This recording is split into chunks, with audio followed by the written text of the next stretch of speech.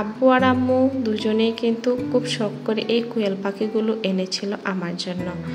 Hello everyone, আসসালামু আলাইকুম। তোমাদের সাথে আজকে আরেকটা মজার রেসিপি নিয়ে হাজির হলাম। পুরোপুরি ভিডিওটা অবশ্যই তোমরা দেখে নিবা, অবশ্যই স্কিপ করে দেখবা না। আর যে যেখান থেকে আমার ভিডিওটা দেখতেছো অবশ্যই কমেন্ট করে জানাবা ঝটপট।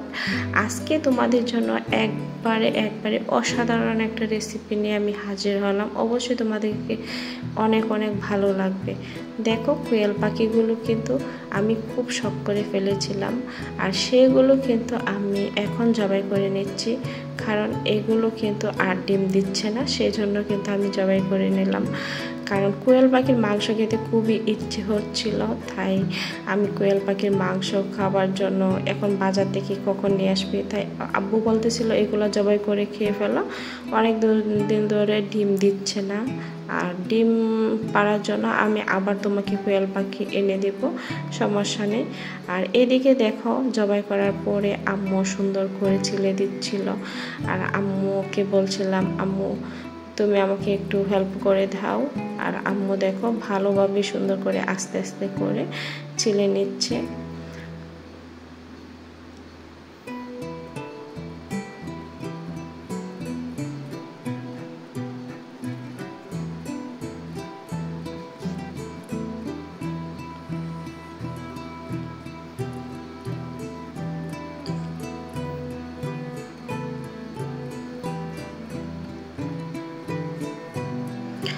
অনেকে কিন্তু এভাবে চামড়াগুলো একসাথে রেখে তারপরেও পাকগুলো ফেলে তারপরে খেয়ে নিতে পারে, কিন্তু আমার কাছে যে এগুলো কখন বাঁচবো কখন সময়ের বিষয়, তাই চামড়াটাকে ফেলে নিলাম।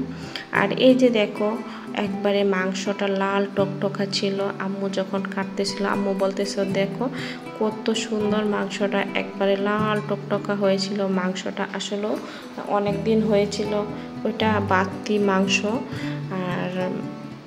আর লাল একবারে, তোমরা মোবাইলেই দেখতে পারতেছ। আমি পরে আবার আরেকটা আম্মুকে দিলাম, ওইটাও কাটবে। আর আস্তে আস্তে দেখো সবগুলো কিন্তু কেটে নিচ্ছে। আর এটার মাংসটাও একটু বোঝা যাচ্ছে যে ওইটাও ভীষণ লাল টকটকে ছিল।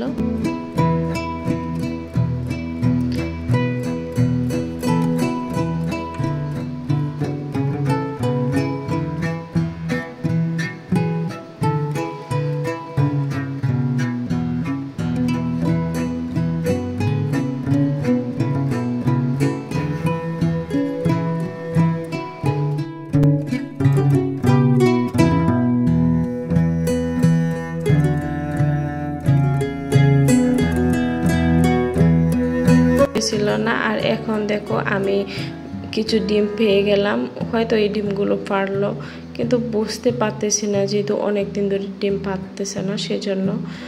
আর সেজন্যই বলতেছি যে কিছু খাবার দাবারও খাইতেছে না, ডিমও পারতেছে না, তো কি করার, তো চলো জবাই করে ফেলি। সেজন্যই কিন্তু আজকে জবাই করা হলো, না হয় কিন্তু আজকে জবাই করার কথাই ছিল না।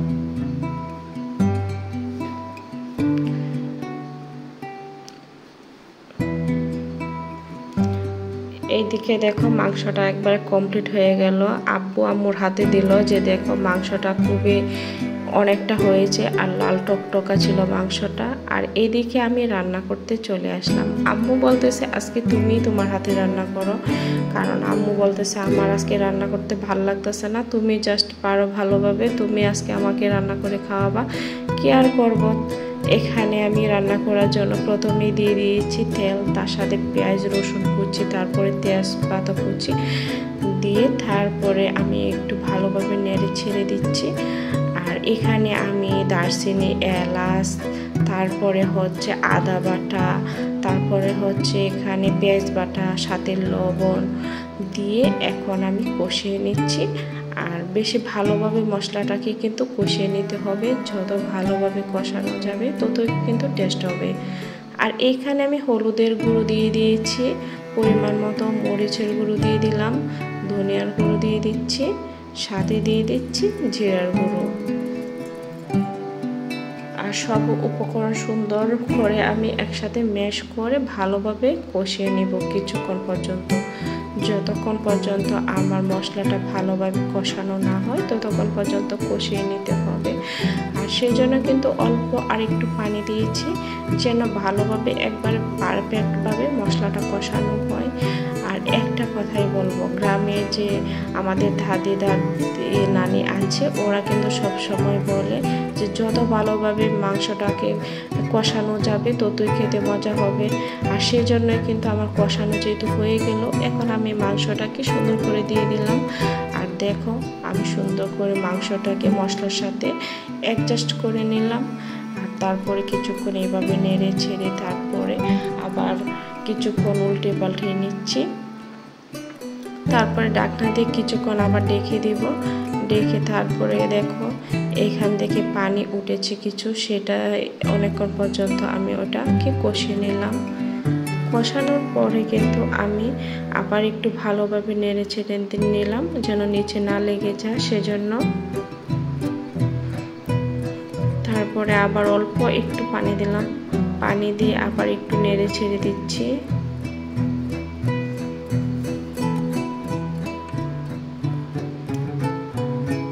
এখন আবার ঢাকনা দিয়ে ডেকে কিছুক্ষণ পরে আবার সরিয়ে নিলাম। আর দেখতে পারতেছো যে মাংসের কালারটা কিন্তু খুবই সুন্দর আসছিল। আর এই যে দেখো মোটামুটি কিন্তু আমার মাংসটা কষানো হয়ে গেছে। তোমরা কষানোটা দেখে বুঝতে পারতেছো যে মাংসটাই অন্যরকম, ঝোলটা একবার পারফেক্ট কষানোর পরে এখন আলু দিয়ে দিলাম। আর এখানে আমি সিদ্ধ করে প্রথমে দেশি আলু রেখেছিলাম, আর সেই সিদ্ধ করা আলুটাকে কেটে বেছে সুন্দর করে এখন আমি দিয়ে দিলাম মাংসের সাথে। আর মাংসের সাথে কিন্তু আলু, দেশি আলু খুবই ভালো লাগে, সেজন্য আমি কিছু দিয়ে দিলাম। আর অল্প একটু পানি দিয়ে কিছুক্ষণ নেড়ে চেড়ে তারপরে কিন্তু আবার একটু আলু আর মাংসটাকে কষিয়ে নেব। আর কষানোর পরে এই যে ঢাকনা দিয়ে ডেকে তারপরে কষিয়ে নিলাম সরিয়ে। তারপরে দেখতে পারছো যে মাংসটা কিন্তু কষানো হয়ে গেল আলুর সাথে। সেই অবস্থায় কিন্তু আমি এখানে যতটুকু পানি লাগবে ঝোলের ঠিক ততটুকু পানি দিয়ে আবার কিছুক্ষণ আমি রান্না করে নেব। আমি কিন্তু এখানে পানি দাপে দাপে অল্প অল্প করে দিয়েছি, আর তোমরা দেখে বুঝতে পারছো। আর এই দেখো আর অল্প একটু লবণ দিয়েছি, লবণের পরিমাণটা একটু কম ছিল সেজন্য। তারপর এই যে দেখো প্রায় 15 থেকে 20 মিনিট আমি রান্না করার পরে আমি ঢাকনাটাকে সরিয়ে নিলাম। সরিয়ে তারপরে কিন্তু 1-2 মিনিট এভাবে রান্না করে আমি চুলা থেকে নামিয়ে নেব। আর এদিকে আমার বাবু বলতেছিল আম্মু মাংস খাবো, একটা লেগ পিস আমি ওকে উঠিয়ে দিলাম।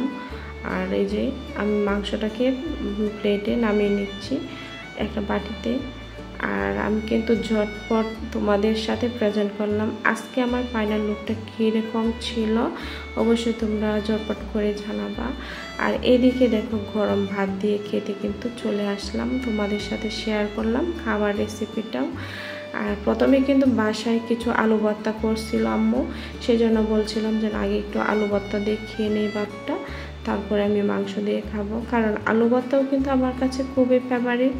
কারণ যারা আলু ভর্তা খেতে পছন্দ করো তারা তো জানোই শুকনা মরিচ দিয়ে আলু ভর্তা মাখা খেতে কিন্তু বেশ ভালোই লাগে, খারাপ না। প্রতিনিয়ত যারা আমার ভিডিওগুলো দেখো তাদেরকে বলবো তোমরা অবশ্যই আমাকে বেশি বেশি করে ভালোবাসা দেবা এবং সাপোর্ট করবা। কারণ দেখো আমরা ইউটিউবে নতুন এসেছি কাজ করার জন্য, কিভাবে ভিডিও এডিটিং করা, কিভাবে তোমাদের সাথে প্রেজেন্ট করা, কিভাবে কথা বলবো কিছুই বুঝি না। কিন্তু জাস্ট তোমাদের সাথে একটু হলেও ভালো লাগার দেখে আমি নিয়ে আসি তোমাদের কাছে অনেক কিছুই। হয়তো আমার ভুল হতেই পারে, মানুষের ভুল হওয়ার থেকে অনেক কিছু শেখার আছে। তো আমাকে তোমরা অবশ্যই ভুল যদি হয়ে থাকে তোমাদের বোন হিসাবে আমাকে ক্ষমা দৃষ্টিতে দেখো। আর যদি আমার ভিডিও তোমাদের কাছে ভালো লাগে অবশ্যই তোমরা আমাকে কমেন্ট করে জানাবা। আর যদি আমার কোনো ভুল ত্রুটি হয়ে থাকে অবশ্যই তোমরা সেটাও আমাকে কমেন্ট করে জানাবা। আর এই যে দেখো ভাত খেয়ে নিচ্ছি মাংস দিয়ে, আর লেবুর সাথে ছিল, বেশ ভালোই লাগতেছিল, খারাপ না। আর আমি কিন্তু দেশি আলু দিয়ে মাংসটা খেতে একটু আমার ভালোই লাগে। আর এই যে একটু মাংস খেয়ে দেখছি, অসম্ভব টেস্ট ছিল। আর আমার চ্যানেলে যারা এখনও চ্যানেলটা সাবস্ক্রাইব করো নাই, প্লিজ চ্যানেলটা ঝটপট সাবস্ক্রাইব করে দাও, পরবর্তীতে যেন আরও সুন্দর সুন্দর রেসিপি তোমরা দেখতে পারো সেজন্য। আর আজকে তোমাদের সাথে আমি কি বলবো জানো, একটা মেয়ের অনেক কিছু ইচ্ছা নিয়ে কিন্তু এই প্ল্যাটফর্মে আসা। আমারও ছোট ছোট ইচ্ছাগুলো পূর্ণ করার জন্য এই প্ল্যাটফর্মে এসেছি, শুধু তোমাদের একটু সাপোর্ট আর একটু ভালোবাসার কারণে। আর আমরা মেয়ে মানুষ হয়তো ঘরে বসে থেকে কি করব, একটু সময় পেলেই কিন্তু জাস্ট একটু ভিডিও করি, নিজের পায়ে নিজে ধারাই। অনেক কিছু স্বাবলম্বী হওয়ার জন্য কিন্তু একটা মেয়ে এই পর্যায়ে আসে, না হয় কোনো মেয়ে আসে না। তো দিনের শেষে রাত্রে শেষে যতই পরিশ্রম করা হয় না কেন, লেগে থাকতে কিন্তু ইনশাল্লাহ সফলতা একদিন আসবে। সবাই ভালো থাকো।